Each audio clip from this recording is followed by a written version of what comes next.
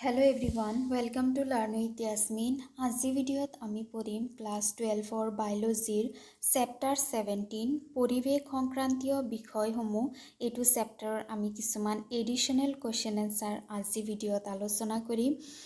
প্ৰথমটো কুৱেশ্যন হৈছে পৰিৱেশ প্ৰদূষণ ৰোধ কৰিবলৈ ভাৰত চৰকাৰে বলবৎ কৰা আইনখনৰ নাম কি, কেতিয়া বলবৎ কৰা হৈছিল? আমাৰ যে পৰিৱেশ প্ৰদূষণ হৈ আছে, আমাৰ যে এনভাইৰনমেণ্ট পলিউশ্যন হৈ আছে, সেই পলিউশ্যন ৰোধ কৰাৰ কাৰণে ভাৰত চৰকাৰে এটা আইন প্ৰণয়ন কৰিছিল। সেই আইনখনৰ নাম লিখিব দিছে আৰু কোনটো সময়ত এইটো আইন প্ৰণয়ন কৰা হৈছিল, বলবৎ কৰা হৈছিল। এনচাৰ হৈছে আইনখনৰ নাম হ'ল পৰিৱেশ আইন আৰু আইনখন বলবৎ হৈছিল 1986 চনত।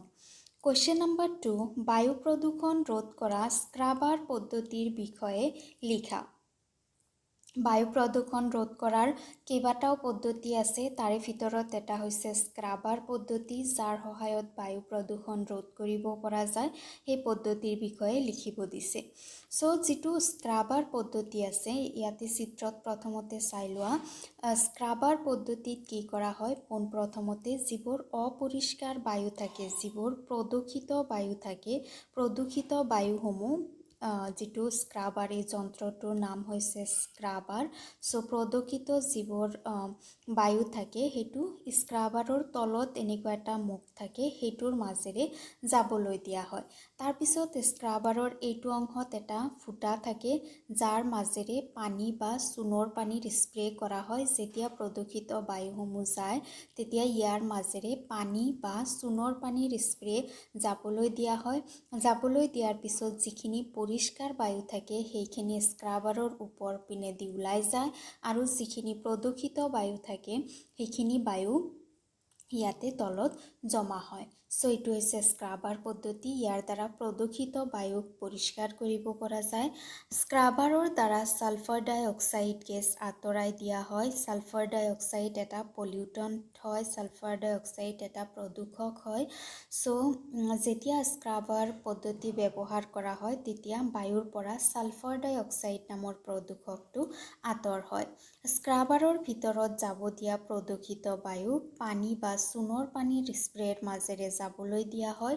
পৰিষ্কাৰ বায়ু স্ক্ৰাবাৰৰ আন মূৰেদি ওলাই যায়। এইটো হৈছে স্ক্ৰাবাৰ পদ্ধতি। নেক্সট হৈছে আমাৰ কুৱেশ্যন নম্বৰ 3, CNG ব্যৱহাৰৰ সুবিধা আৰু অসুবিধাসমূহ লিখা। CNG কম্প্ৰেছড নেচাৰেল গেছ, এইটো ব্যৱহাৰ কৰিলে কি কি আমি সুবিধা পাওঁ আৰু কি কি অসুবিধা হ'ব পাৰে, সেই বিষয়ে লিখিব দিছে। এনচাৰ হৈছে CNG ব্যৱহাৰৰ সুবিধাবোৰ হ'ল নম্বৰ 1, CNG অইন ইন্ধনতকৈ সক্ৰিয়ভাৱে দাহিত। তাৰমানে CNG গেছ যিটো আছে, এইটো অতি সোনকালে জ্বলি উঠে, বহুত এক্টিভ গেছ হয় CNG। তাৰপিছত নম্বৰ 2 হৈছে CNG আধা পোৰাকৈ ৰৈ নাযায় আৰু ইয়াৰ মূল্যও কম। CNG কেতিয়াও অৰ্ধ পোৰা ৰৈ নাযায়, যেনেকুৱা কয়লা এইবোৰ আধা পোৰাকৈ ৰৈ যায়, খৰি এইবোৰ। CNG সম্পূৰ্ণৰূপে দাহিত হয় আৰু CNGৰ দাম তুলনামূলকভাৱে বাকী ইন্ধনতকৈ কম হয়। নম্বৰ 3, CNGত ভেজাল কৰাৰ কোনো উপায় নাই আৰু কোনেও ইয়াক চুৰিও কৰিব নোৱাৰে। CNGত কোনো ধৰণৰ ভেজাল পদাৰ্থ ইয়াত মিহলি কৰিব নোৱাৰি আৰু CNGক কোনেও চুৰি কৰি ল'ব নোৱাৰে। এইকেইটা হৈছে CNG ব্যৱহাৰৰ সুবিধা বা এডভান্টেজ। CNG ব্যৱহাৰৰ অসুবিধা হ'ল ইয়াক বিতৰণৰ বাবে পাইপলাইনৰ প্ৰয়োজন হয়, যিটো সহজ নহয়। CNG এঠাইৰ পৰা আন ঠাইলৈ নিবৰ কাৰণে ইয়াক পাইপৰ সহায়ত নিব লাগে আৰু এইটো এটা বহুত টান প্ৰক্ৰিয়া, পাইপৰ দ্বাৰা ইয়াক এঠাইৰ পৰা আন ঠাইত বিতৰণ কৰা। এইটো হৈছে ইয়াৰ একমাত্ৰ অসুবিধা। নেক্সট হৈছে আমাৰ কুৱেশ্যন নম্বৰ 4। কুৱেশ্যন নম্বৰ 4 কৈছে দিল্লী চৰকাৰে প্ৰদূষণ নিয়ন্ত্ৰণৰ বাবে কি ব্যৱস্থা লৈছিল? সো দিল্লীত কি হৈছিল এবাৰ বহুত বেছি প্ৰদূষণৰ মাত্ৰা বৃদ্ধি পাইছিল দিল্লীত গতিকে দিল্লীৰ যিজন চৰকাৰ আছিল তেওঁ দিল্লী চহৰখনক প্ৰদূষণৰ পৰা ৰক্ষা কৰাৰ কাৰণে কিছুমান ব্যৱস্থা হাতত লৈছিল সেই ব্যৱস্থাসমূহৰ বিষয়ে লিখিব লাগে দিল্লী চৰকাৰে প্ৰদূষণ নিয়ন্ত্ৰণৰ বাবে তলত দিয়া ব্যৱস্থাসমূহ গ্ৰহণ কৰিছিল নাম্বাৰ 1 পুৰণি গাড়ীৰ ব্যৱহাৰ নিষিদ্ধ কৰিছিল যিবোৰ পুৰণি গাড়ী আছে সেইবোৰৰ পৰা সাধাৰণতে প্ৰদূষণ নতুন গাড়ীতকৈ বেছি হয় গতিকে পুৰণা গাড়ীৰ ব্যৱহাৰ নিষিদ্ধ কৰি দিছিল তাৰপিছত নাম্বাৰ 2 লেডবিহীন ইন্ধনৰ ব্যৱহাৰৰ ব্যৱস্থা কৰিছিল ইন্ধনত যাতে লেড নাথাকে তেনেকুৱা ধৰণৰ ইন্ধন ব্যৱহাৰ বাধ্যতামূলক কৰিছিল নেক্সট অতি কম পৰিমাণৰ সালফাৰ থকা পেট্ৰল ডিজেল ব্যৱহাৰৰ অনুমতি দিছিল সো সালফাৰ ডাইঅক্সাইড এটা প্ৰদূষক হয় গতিকে সালফাৰ যাতে অতি কম পৰিমাণে থাকে পেট্ৰল বা ডিজেলত তেনেকুৱা পেট্ৰল বা ডিজেলহে ব্যৱহাৰৰ অনুমতি দিয়া হৈছিল অনুঘটকীয় ৰূপান্তৰকৰ ব্যৱহাৰ কৰিব দিছিল অনুঘটকীয় ৰূপান্তৰক এটা পাইপ হয় যাৰ মাজেৰে যেতিয়া প্ৰদূষিত বায়ুসমূহ ওলাই যায় তেতিয়া ই ফিল্টাৰ হৈ যায় গতিকে অনুঘটকীয় ৰূপান্তৰক গাড়ীসমূহত ব্যৱহাৰ কৰিব দিছিল সীমিত শব্দ প্ৰাবল্য আদিত নজৰ দিছিল কাৰণ শব্দ প্ৰদূষণ গাড়ী মটৰৰ পৰা বহুত বেছি হয় সেইকাৰণে গাড়ী মটৰত যাতে বৰ বেছি শব্দ নাথাকে আৰু কিছুমান পাৰ্টিকুলাৰ এৰিয়া যেনেকুৱা স্কুল হস্পিটাল এইবোৰৰ ওচৰত যাতে গাড়ীয়ে হৰণ নবজায় তেনেকুৱা ক্ষেত্ৰত দিল্লী চৰকাৰে নজৰ দিছিল নেক্সট কোৱেশ্চন হৈছে কোৱেশ্চন নাম্বাৰ 5 কোলাহল কি ইয়াক ৰোধৰ উপায়সমূহ কি কোলাহল তাৰমানে শব্দ প্ৰদূষণ কি ইয়াক ৰোধ কৰাৰ কাৰণে কি ব্যৱস্থা হাতত ল'ব পাৰি অতি উচ্চ শব্দই সৃষ্টি কৰা অসহনীয় পৰিস্থিতিক কোলাহল বুলি কোৱা হয় যেতিয়া শব্দ অতিমাত্ৰা হয় সেইটো অতিমাত্ৰা শব্দই আমাৰ কি কৰে শান্তি নোহোৱা কৰে আমি সহিব নোৱাৰোঁ বৰ বেছি শব্দ বহু সময়লৈকে আমি সহিব নোৱাৰোঁ তাকে শব্দ প্ৰদূষণ হোৱা বুলি কোৱা হয় আৰু ইয়াক ৰোধৰ উপায়বোৰ হৈছে নাম্বাৰ 1 উদ্যোগসমূহ জনবসতিৰ পৰা আঁতৰত স্থাপন কৰিব লাগে উদ্যোগৰ পৰা সদায় সাউণ্ড নিৰ্গত হয় যিবোৰ গ্ৰেজ থাকে গাড়ী ঠিক কৰা সেইবোৰৰ পৰা সাউণ্ড নিৰ্গত হয় গতিকে এইবোৰ বস্তু সদায় জনবসতি য'ত আছে য'ত মানুহে বসবাস কৰে তাৰ পৰা বহুত আঁতৰত স্থাপন কৰিব লাগে ইয়াৰ উপৰি শিক্ষা অনুষ্ঠান চিকিৎসালয় এইবোৰৰ ওচৰে পাজৰে হৰ্ণ বজাব নালাগে গাড়ীৰ হৰ্ণ বজাব নালাগে বা লাউড স্পিকাৰ নিষিদ্ধ কৰিব লাগে এনেকুৱা ঠাইত তেতিয়া শব্দ প্ৰদূষণ কিছু পৰিমাণে ৰোধ কৰিব পৰা যাব